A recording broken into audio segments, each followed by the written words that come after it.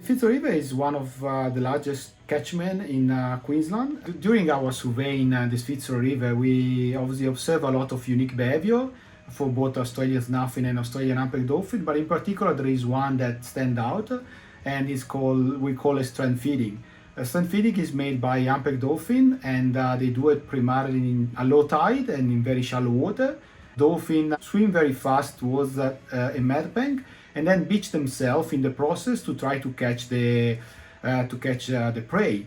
And because obviously all the bank are muddy, very slippery, they can slide back into the deeper water. So the strand feeding behavior is obviously a very risky behavior because dolphins are incurring the risk of remaining stranded. For them, it's very important feeding technique.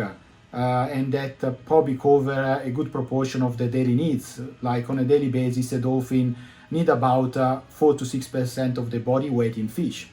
And we know for the dolphin to be able to strand feed, they need particular characteristics. So they only strand feed at low tide in area with very steep mud bank.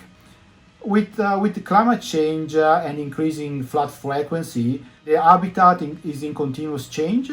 And so also the characteristic of this small area where dolphins strand feed keep changing. So it's possible that in the future, if more sediments keep coming down from the river system and the frequency of the floods keep increasing, it's possible that the habitat will change to a point that dolphin will not be more capable to strand feed to provide their daily food need.